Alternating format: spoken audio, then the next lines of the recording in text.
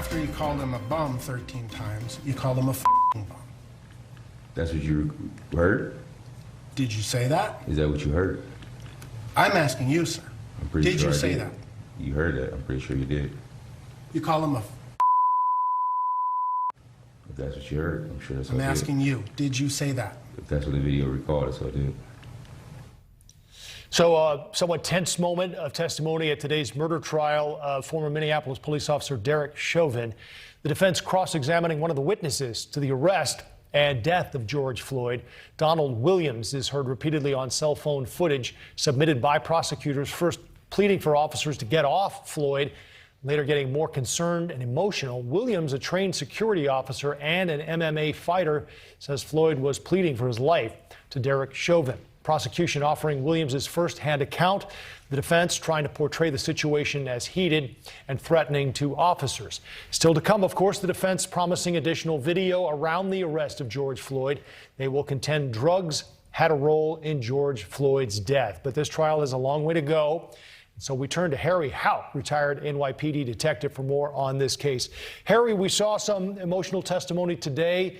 We heard from witnesses. We've seen some of the video. What is your assessment of where we stand right now in this trial?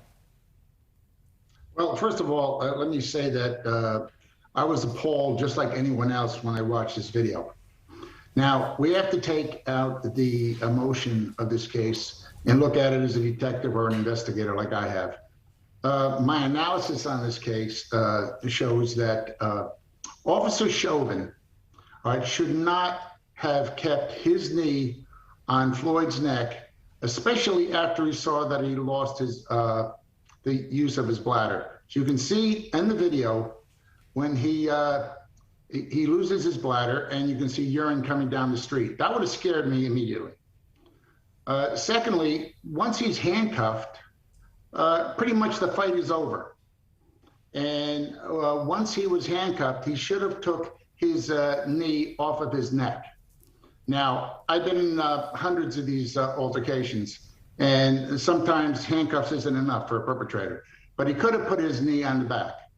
Now, according to the autopsy report, though, all right, there's nothing to indicate that this officer did anything to kill Floyd.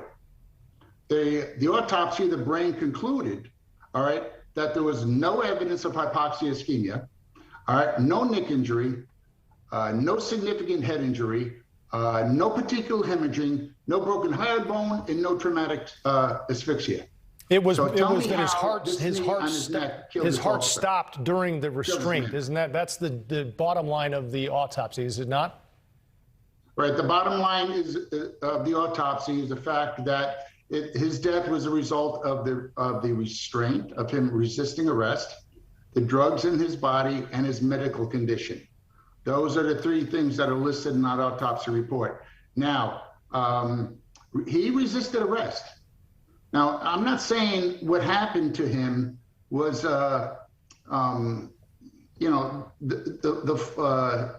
basically I'm saying it was his own fault. He resisted arrest.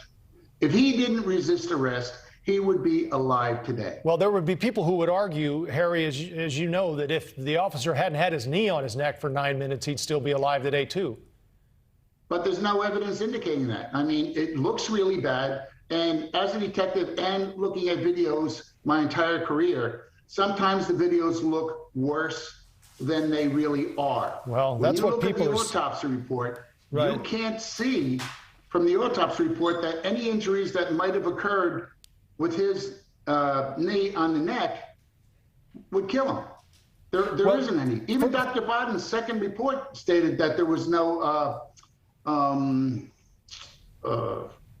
loss of oxygen to the brain. None of that, though, Harry, I think for a lot of people will really override what they've seen in this video. So the question becomes, how will the jury address this? And civilly, we know the city has...